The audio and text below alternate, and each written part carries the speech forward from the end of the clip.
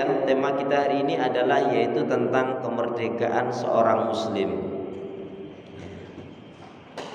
Kemerdekaan seorang muslim itu gimana? Al-khuriyatul muslim. Kebebasan artinya maknanya kemerdekaan bagi seorang muslim. Orang muslim itu bebas tapi terikat. Bebas melakukan yang baik-baik, ya, terikat untuk tidak melakukan maksiat dan dosa, pelanggaran syariat Allah Subhanahu wa taala. Bebasnya adalah di dalam ketaatan dan keimanan pun terikatnya dengan aturan yang Rasulullah SAW contohkan. Ya. Jadi enggak bebas-bebas, karena Rasul juga mengatakan ad-dunya sijnul mu'min wa jannatul kafir.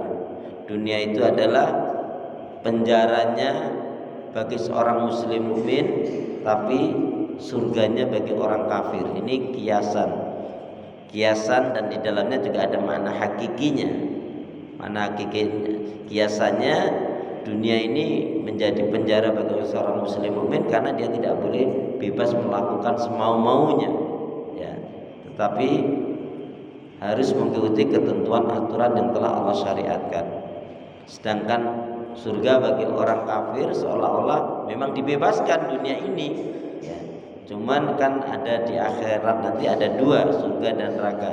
Surga bagi orang-orang yang beriman, orang yang taat, orang yang beribadah, orang yang mengisahkan, mentauhidkan Allah, melepaskan dari belenggu kesyirikan. Sedangkan neraka adalah dipenuhi oleh orang-orang yang jahat, yang kufur, yang zalim, yang fasik, yang munafik, yang melanggar hukuman aturan syariat, Allah Subhanahu wa taala. Baik jamaah sekalian, tapi sebelumnya saya ingin membacakan hadis Nabi terlebih dulu, yaitu kita mengingat kembali dua hadis pendek yang pernah saya sampaikan, karena dua hadis pendek ini sangat baik sekali untuk dalam kehidupan kita. Boleh ikutin saya Bapak Ibu. Bismillahirrahmanirrahim. Qala Rasulullah sallallahu alaihi wasallam, kullu ma'rufin shadaqah. Kullu ma'rufin shadaqah. Kullu ma'rufin shadaqah. Setiap kebaikan itu nilainya sedekah. Setiap kebaikan itu nilainya sedekah. Siap ya? Kullu ma'rufin sedekah. Maksudnya kalau saya bilang siap, saya Arabnya panjang dengan Indonesianya, ya. Dan sebaliknya. Setiap kebaikan itu nilainya sedekah. Setiap kebaikan itu nilainya sedekah. Hadis yang singkat ini datang dari Imam Bukhari, dan hadis ini mengajarkan kepada kita banyak-banyak berbuat kebaikan. Ucapannya baik, pikirannya baik, cita-citanya baik, tidak akan melakukan yang buruk-buruk. Ya, seperti contoh saja Nabi sudah mengajarkan yang dikaitkan dengan ucapan. Man kana yu'minu billahi wal yaumil akhir falyaqul khairan aw liyasmut. Barang siapa yang dia beriman kepada Allah dan hari akhirat, hendaknya dia berkata yang baik. Kalau enggak diam.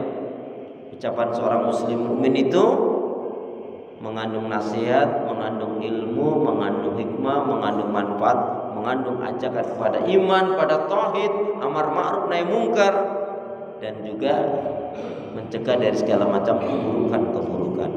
Makanya kita dilatih oleh Nabi, dibiasakan dalam keseharian kita. Kalau memulai sesuatu mengucap Bismillah. Dapat anugerah, Alhamdulillah. Kena musibah, innalillah. Ingat dosa, astagfirullah. Berjanji, insyaallah. Berjumpa, assalamualaikum. Melihat sesuatu yang mentakjubkan, Masya Allah. Nah, apa bedanya? Kapan kita mengucapkan subhanallah dan kapan kita mengucapkan Masya Allah? Kalau subhanallah itu kalau kaitannya dengan Allah dan zatnya. Contohnya, naudzubillah min dzalik, orang-orang Bani Israel yang kurang ajar itu mengatakan Allah itu fakir. Maka kita katakan subhanallah, maha suci Allah. Ya, juga orang-orang Nasrani mengatakan Allah punya anak. Kita katakan subhanallah, maha suci Allah. Ya. Begitu juga orang Bani Israel mengatakan Allah itu enggak mampu. Ya. Kita katakan subhanallah. Tapi kalau kaitannya masya Allah, itu ada dua, kaitannya dengan Allah dan ciptaan-ciptaan Allah, dan juga hal-hal yang mentakjubkan dan ya mengherankan, atau hal-hal kaitannya dengan ciptaan Allah yang luar biasa seperti pelangi dan seperti alam semesta ini dan seterusnya. Sekali lagi, memulai sesuatu mengucap bismillah. Dapat anugerah, alhamdulillah. Kena musibah, ingat dosa, astagfirullah. Berjanji,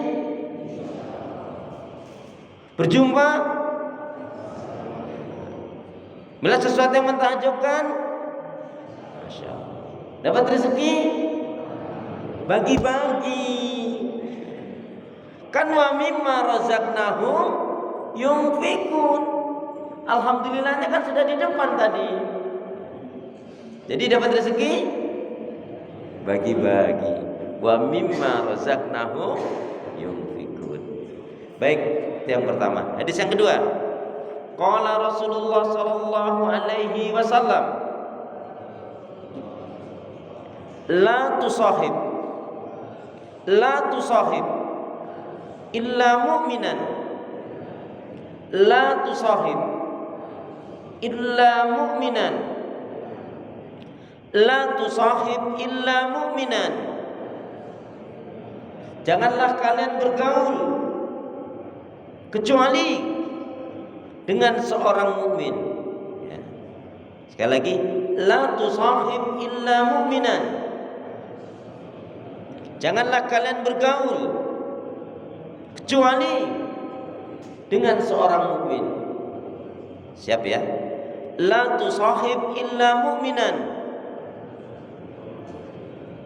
Ya. Janganlah kalian bergaul kecuali dengan seorang mukmin.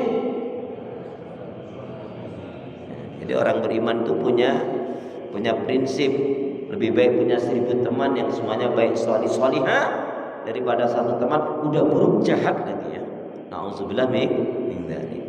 Baik saudara seiman, nama Allah yang cinta pada kebaikan dan kebenaran, yang selalu mengharapkan kepada Allah Subhanahu wa taala.